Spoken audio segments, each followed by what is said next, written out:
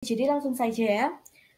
Sebenarnya AI itu sudah tidak asing ya di telinga kalian, karena hampir di semua kehidupan kita itu ternyata sudah memakai AI.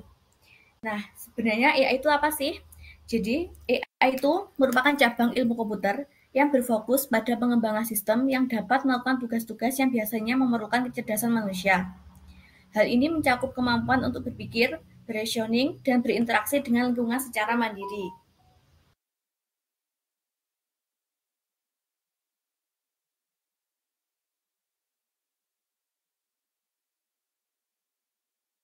Jadi secara umum AI itu mencakup beberapa aspek utama seperti pembelajaran atau learning. Pembelajaran tersebut menggunakan teknik seperti machine learning dan deep learning. Contohnya dalam supervised learning, mesin dilatih menggunakan dataset berlebar untuk mempelajari hubungan antara input dan output. Kemudian menggunakan bahasa alami, yaitu natural language processing, yang berfokus pada kemampuan mesin untuk memahami, menginterpretasi, dan menghasilkan bahasa manusia. Contohnya chatbot, yang mungkin beberapa website sudah menerapkan chatbot seperti layanan komunikasi itu ya. Kemudian ada penalaran atau reasoning. Penalaran AI untuk membuat keputusan berdasarkan logika dan informasi yang ada. Kemudian ada penglihatan komputer atau computer vision. Computer vision merupakan kemampuan AI untuk memahami dan menafsirkan gambar atau video. Setelah itu ada otonomi.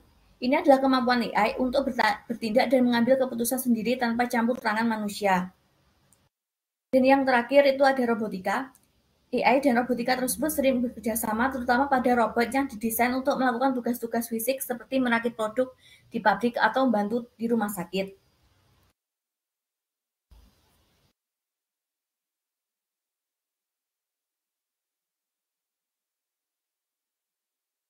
Kemudian perkembangan AI. Perkembangan AI sendiri dimulai sejak 1950-an dengan konsep logika dasar dan algoritma sederhana. Kemudian berkembang menjadi sistem pakar pada 1980-an, meskipun sempat mengalami AI winter akibat keterbatasan teknologi. Di tahun 1990-an, kemajuan kapasitas komputasi dan data mempercepat pengembangan machine learning. Pada 2010, deep learning dan jaringan saraf tiruan memungkinkan AI menangani tugas kompleks seperti pengenalan citra dan bahasa. Saat ini, AI ada di berbagai aspek kehidupan, dari asisten virtual hingga kendaraan otonom. Nah, sebelum itu, pada tahun 1980-an, AI mengalami AI winter. Nah, AI winter itu apa? AI winter itu kurangnya daya komputasi dan pemahaman tentang kompleksitas bahasa alami, atau secara jelasnya itu AI winter itu di masa ketika ekspektasi dan harapan besar terhadap kemajuan teknologi tidak bisa terpenuhi, sehingga kepercayaan terhadap AI itu menurun, dan para peneliti serta investor mulai menjauh dari bidang ini.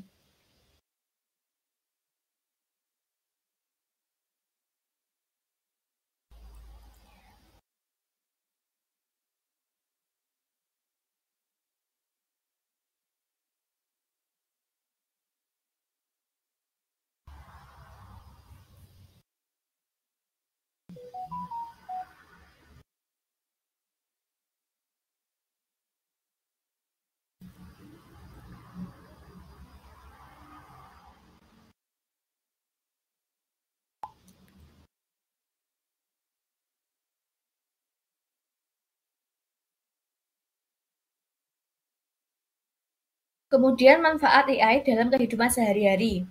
Yang pertama, memudahkan akses dalam mengakses informasi. Nah, biasanya kita kan kalau di Android itu menggunakan Google Assistant, sedangkan di iPhone itu menggunakan Siri. Nah, kemudian akses informasi tersebut memungkinkan akses cepat ke informasi, pengaturan jadwal, dan mengingat dengan perintah suara yang menghemat waktu.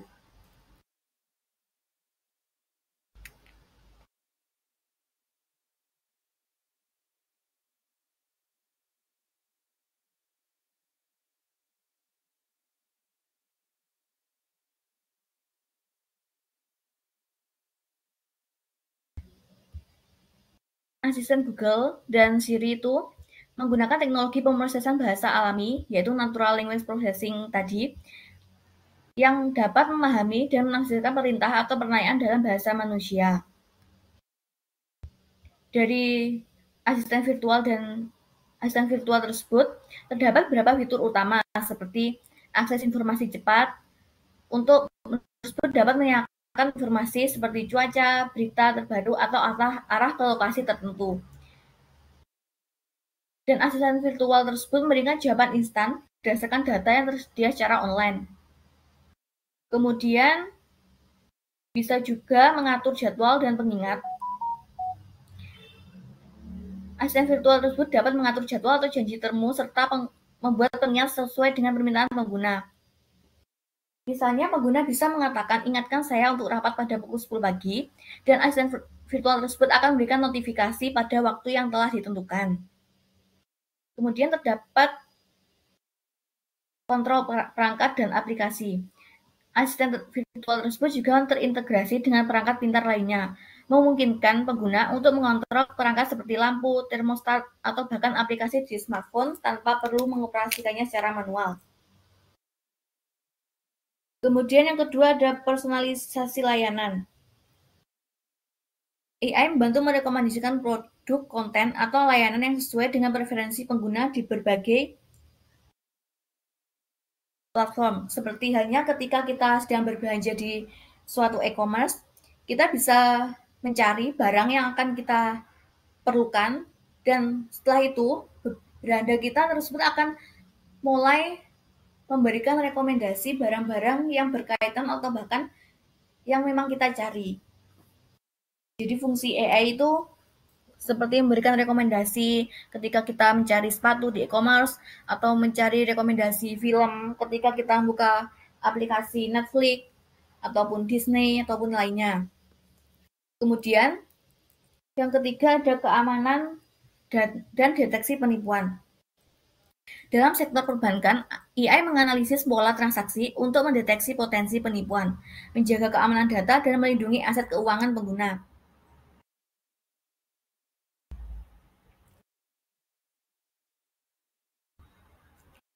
AI tersebut bisa memantau secara real-time untuk mencegah penipuan sebelum terjadi atau menimbulkan kerugian besar. Kemudian AI tersebut dapat mengenali identitas atau autentifikasi yang memang dicurigai. Kemudian yang keempat ada efisiensi transportasi. Dengan aplikasi navigasi seperti Google Maps, AI memberikan rute informasi lalu lintas real-time yang membantu pengguna menghindari kemacetan.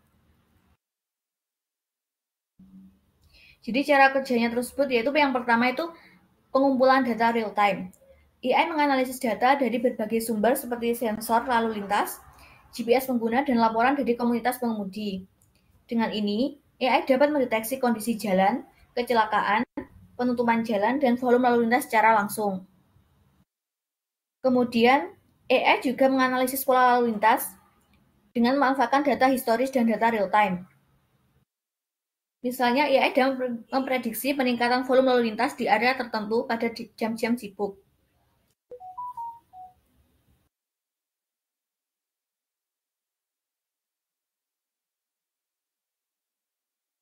Kemudian, AI juga dapat menentukan rute optimal berdasarkan data lalu lintas yang telah dikumpulkan sebelumnya.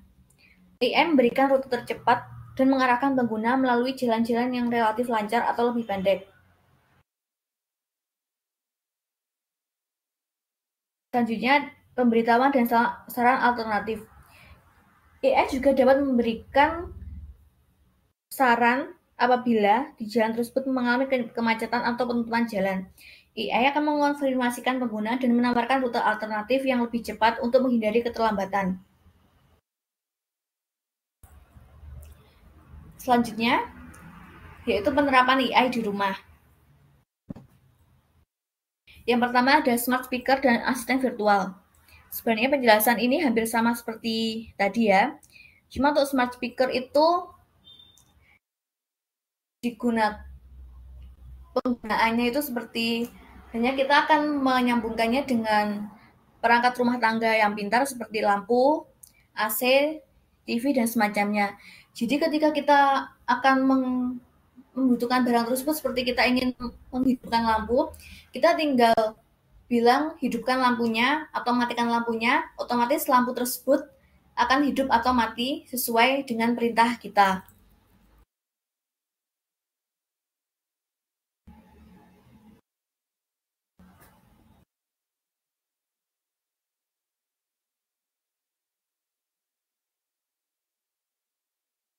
Ya, selain itu, untuk smart speaker sendiri dapat menjawab berbagai pertanyaan dengan mencari informasi secara online. Misalnya, pengguna bisa menanyakan cuaca hari ini, resep masakan, atau berita yang sedang naik hari ini. Kemudian, smart speaker sendiri juga dapat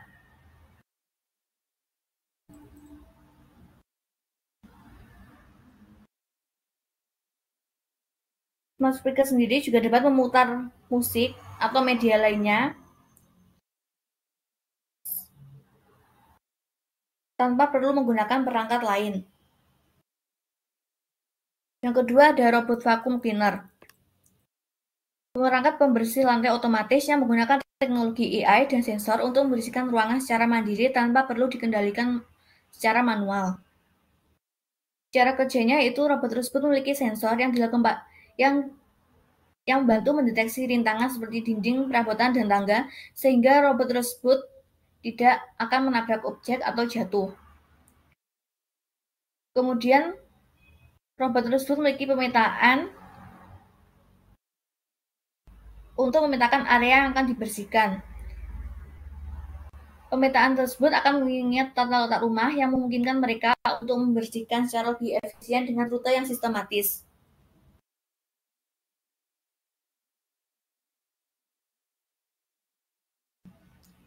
Kemudian, robot vacuum cleaner tersebut juga bisa dilengkapi dengan motor penghisap yang menarik debu dan kotoran dari lantai ke dalam wadah penampung.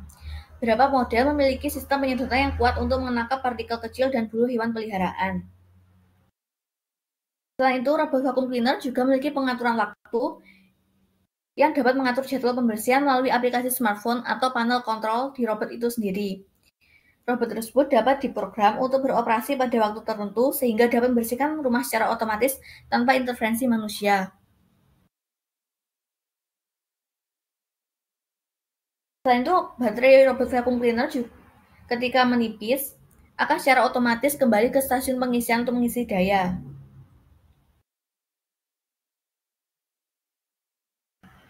Dari teknologi robot vacuum cleaner ini menawarkan solusi yang praktis dan efisien untuk menjaga kebersihan rumah tanpa memerlukan banyak usaha dari pengguna.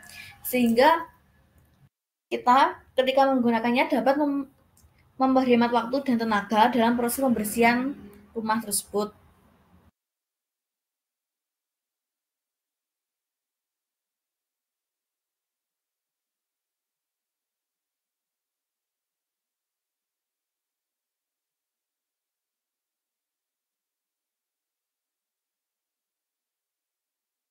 Mohon maaf apabila PPT-nya tadi tidak ganti ya, soalnya ternyata ada kesalahan tadi.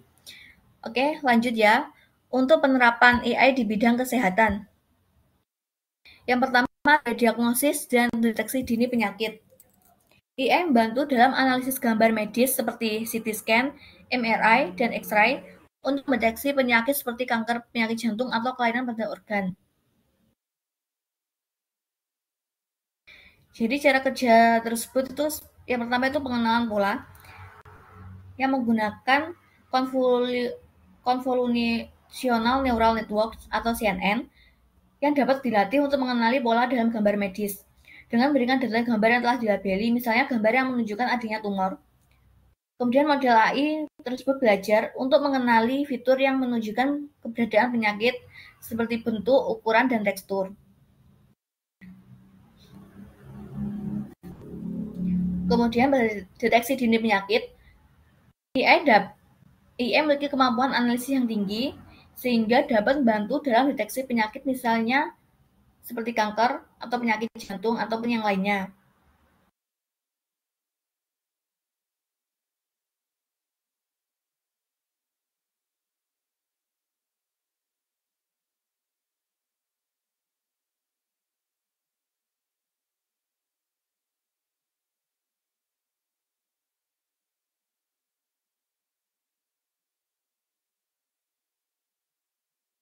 AI tersebut dapat mengidentifikasi tumor kecil atau kelainan yang mungkin terlewatkan oleh dokter dalam pemeriksaan visual. Deteksi dini sangat penting karena meningkatkan peluang pengobatan yang lebih efektif dan hasil pasien yang lebih baik. Kemudian, AI tersebut dapat mengurangi kesalahan diagnostik dengan analisis gambar secara konsisten dan objektif. AI menyediakan dukungan tambahan bagi dokter dalam menilai gambar, sehingga mengurangi resiko kesalahan manusia yang mungkin terjadi akibat kelelahan atau keterbatasan dalam pengalaman.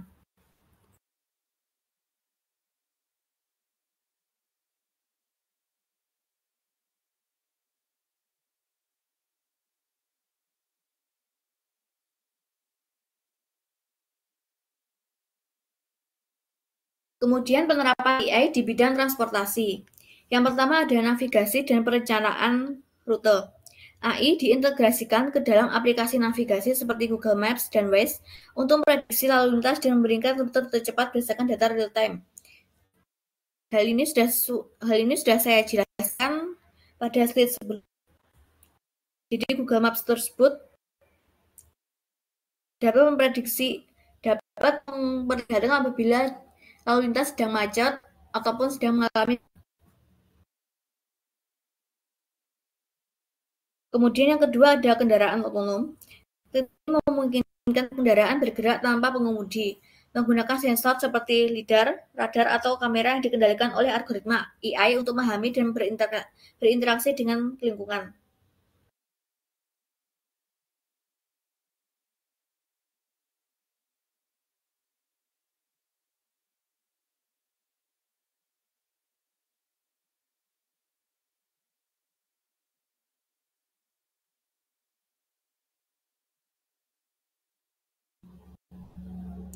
Jadi cara kerja dari teknologi tersebut itu memiliki sensor, yaitu light detection atau N-ranging, menggunakan laser untuk mengukur jarak ke objek di sekitar kendaraan. Light detection tersebut membuat peta 3 dimensi yang akurat dari lingkungan dan membantu kendaraan memahami posisi dan bentuk objek di sekitarnya. Kemudian terdapat radar untuk mendeteksi objek dan mengukur jarak serta kecepatan. Radar tersebut sangat efektif dalam kondisi cuaca buruk seperti hujan atau kabut, di mana sensor lain mungkin kurang efektif. Kemudian terdapat kamera juga yang dapat mengambil gambar dan video dari lingkungan sekitar kendaraan. Kamera tersebut juga berfungsi untuk mengenali rambu lalu lintas, pejalan kaki, dan kondisi jalan.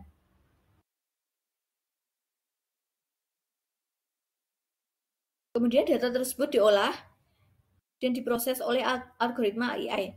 AI menganalisis data dari berbagai sensor untuk membangun pemahaman yang komprehensif tentang lingkungan, termasuk mendeteksi objek, mengidentifikasi pola, dan memahami situasi lalu lintas. Kemudian setelah itu, algoritma AI membuat keputusan tentang cara mengemudikan kendaraan. Hal ini termasuk mengatur kecepatan, mempercepat atau mengerem, berbelok, dan menghindari rintangan. Algoritma tersebut juga dapat merespons situasi mendadak seperti pejalan kaki yang melintas atau kendaraan lain yang tiba-tiba berhenti. Selain itu, AI tersebut dapat berinteraksi dengan lingkungan. Semisal kendaraan dapat berkomunikasi dengan infrastruktur jalan seperti lampu lalu lintas pintar untuk mendapatkan informasi tambahan yang membantu dalam pengambilan keputusan. Dengan kombinasi sensor canggih dan algoritma AI, kendaraan otonom mampu beroperasi secara mandiri dan mengemudikan diri dalam berbagai situasi, serta meningkatkan keamanan dan efisiensi dalam transportasi.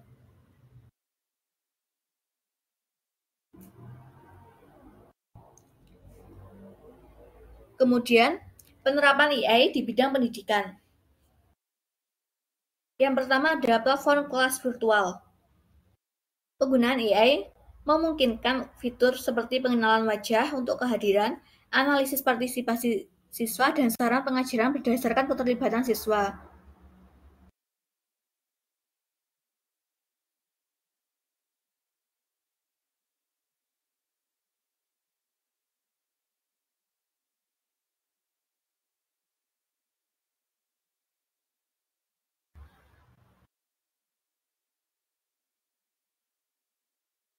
Jadi AI sendiri dapat digunakan untuk mengidentifikasi kehadiran siswa secara otomatis dengan teknologi pengenalan wajah, mengurangi dan hal tersebut bermanfaat untuk mengurangi kebutuhan akan absensi manual. Kemudian analisis partisipasi siswa digunakan untuk menganalisis data interaksi siswa selama kelas, seperti pertanyaan yang diajukan dan kontribusi dalam diskusi. Hal ini untuk mengevaluasi tingkat partisipasi mereka. Kemudian terdapat saran pengajaran juga yang memberikan rekomendasi kepada guru tentang strategi pengajaran yang lebih efektif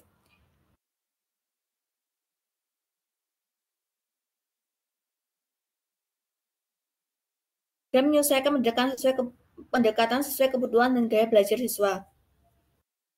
Dengan fitur tersebut, AI dapat membantu guru dan siswa untuk meningkatkan pembelajaran di kelas. Kemudian ada sistem evaluasi secara otomatis. Hal ini AI digunakan untuk mengoreksi dan menilai pekerjaan rumah atau ujian secara otomatis, serta memberikan umpan balik instan kepada siswa.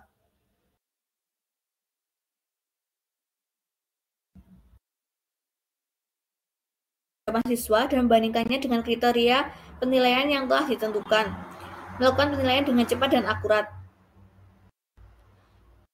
Kemudian, setelah itu AI memberikan umpan balik langsung kepada siswa tentang hasil kerja mereka, termasuk saran perbaikan dan penjelasan atas kesalahan yang dibuat.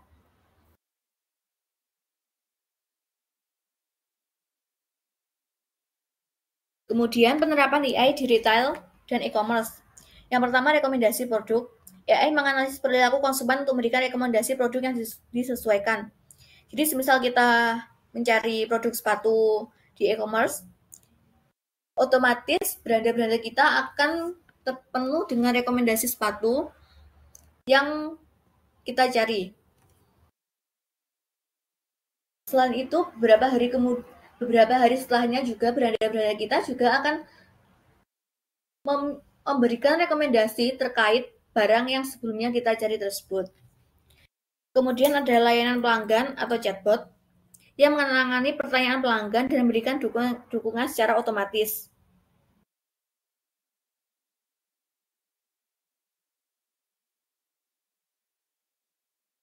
Jadi chatbot ini sudah tidak asing di e-commerce karena chatbot ini biasanya digunakan untuk apabila konsumen ingin mendapat jawaban secara cepat, walaupun jawabannya template, tapi chatbot ini sebenarnya cukup membantu untuk memberikan sebuah jawaban dari pertanyaan yang kita ajukan. Kemudian, penerapan AI di lingkungan. Yang pertama, pengelolaan sampah dan daur ulang. AI dapat membedakan jenis sampah dan mengelompokkannya sehingga meningkatkan efisiensi proses daur ulang dan mengurangi limbah yang berakhir di TPA.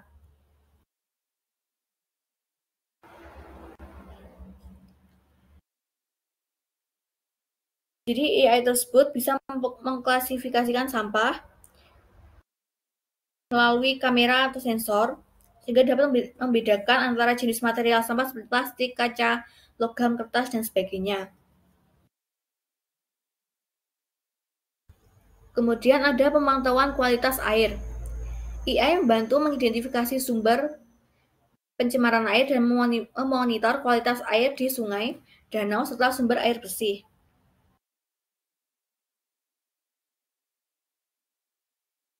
AI tersebut menggunakan sensor dan analisis data yang dapat mendeteksi perubahan kimia atau biologis di sungai, danau, serta sumber air bersih. Hal tersebut memungkinkan respon cepat terhadap pencemaran dan menjaga kualitas air tetap aman. Selanjutnya ada dampak AI di kehidupan. Di sini terdapat dampak positif dan dampak negatif. Yang pertama dari dampak positifnya yaitu efisiensi dan produktivitas.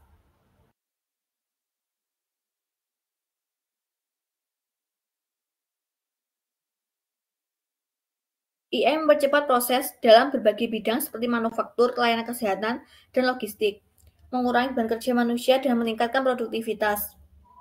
Kemudian yang kedua ada akurasi dan kecepatan.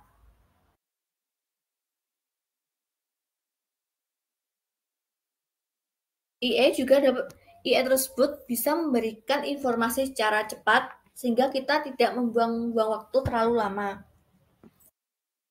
Hal tersebut juga otomatis membuat waktu semakin hemat dan juga tidak memerlukan biaya yang banyak.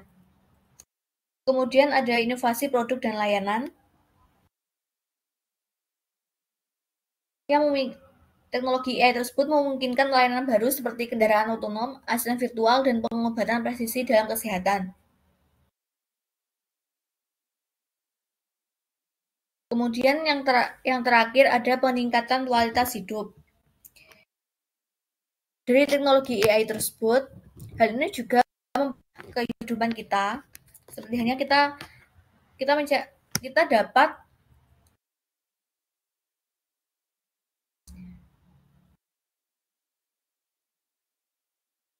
mencari cara cepat. Seperti halnya ketika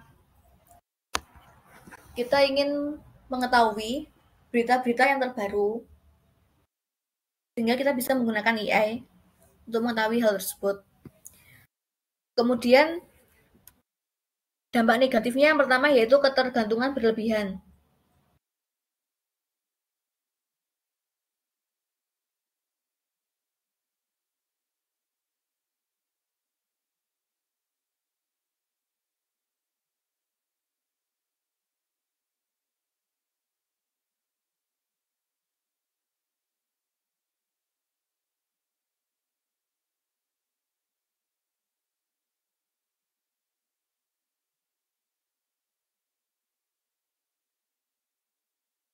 Keterlibatan AI dalam berbagai aspek kehidupan dapat membuat manusia terlalu bergantung pada teknologi, sehingga kemampuan manusia seperti berpikir kritis, pengambilan keputusan, dan kreativitas dapat berkurang. Kemudian yang kedua ada privasi dan keamanan data.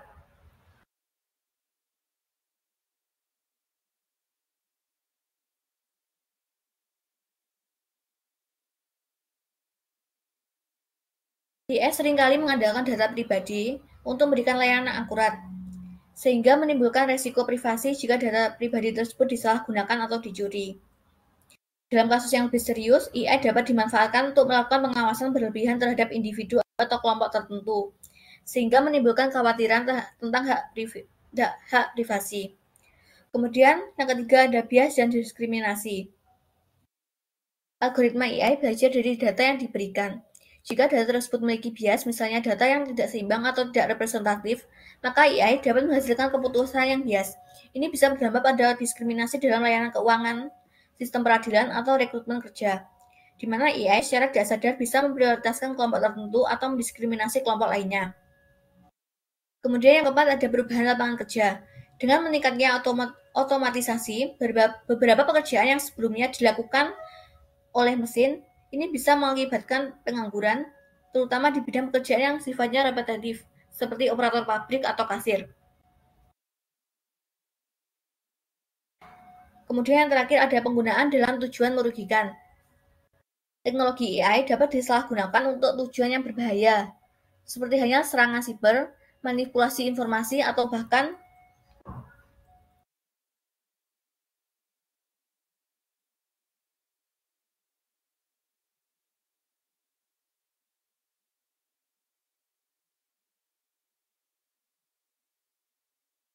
pengembangan senjata otonom. Misalnya, AI bisa dimanfaatkan untuk membuat deepfake, yaitu video yang memanipulasi penampilan seseorang, sehingga terlihat nyata tapi sebenarnya palsu, yang bisa digunakan untuk menyebarkan informasi palsu atau merusak reputasi orang lain. Nah, walaupun AI juga membantu di kehidupan kita sekarang, namun AI juga bisa merugikan. Seperti yang dijelaskan tadi, AI tersebut memiliki kemungkinan dalam pencurian data, kemudian diskriminasi apabila hasil AI tersebut memiliki hasil yang bias. Kemudian penggunaan AI sekarang juga mempengaruhi lapangan kerja yang semakin menipis karena orang-orang lebih memilih menggunakan teknologi AI daripada tenaga manusia.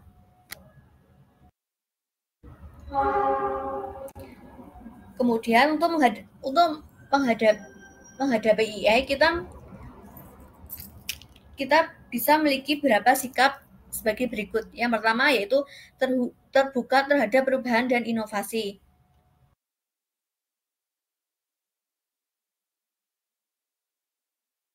Hal ini memungkinkan kita menerima teknologi baru dengan positif dan mencari cara bagaimana AI bisa membantu kita dalam pekerjaan dan kehidupan sehari-hari, dan menggunakan AI ini sebagai alat untuk memperbaiki produktivitas dan peningkatan efisiensi secara tepat. Kemudian yang kedua ada proaktif dalam pembelajaran dan peningkatan keterampilan. Dalam menghadapi perubahan teknologi, keterampilan baru itu sangat penting. Seperti halnya kita mempelajari dasar-dasar teknologi seperti hanya data analisis, machine learning, atau dasar pemrograman. Hal ini dapat membantu kita beradaptasi dan meningkatkan keterampilan berpikir kritis, kreativitas, dan pemecahan masalah. Kemudian yang ketiga, mengutamakan etika dan privasi.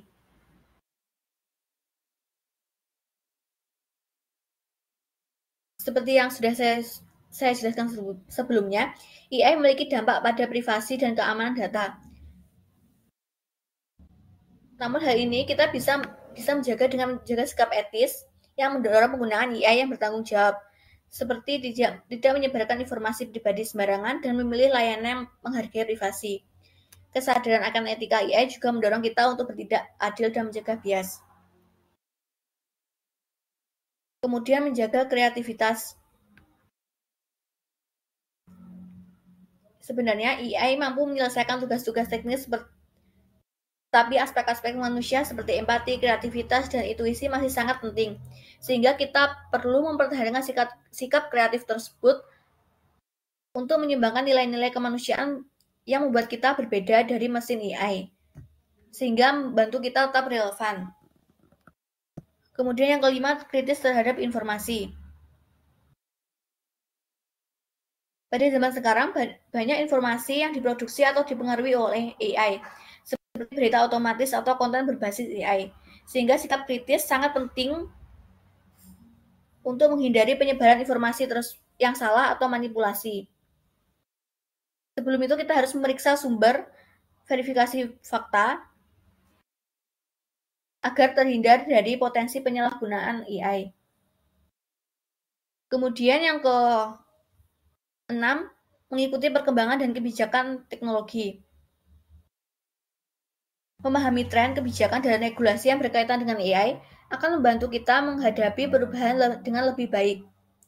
Kemudian mendukung kebijakan yang mengatur penggunaan AI secara etis dan adil sangat penting, terutama di bidang yang terkait privasi, keamanan, dan pekerjaan.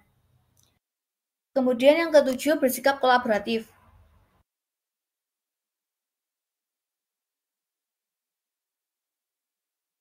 Karena dunia yang semakin didorong oleh AI, kita patutnya bekerja sama dengan AI dan teknologi lainnya sehingga kita bisa menyelesaikan tugas yang lebih kompleks dan meningkatkan produktivitas.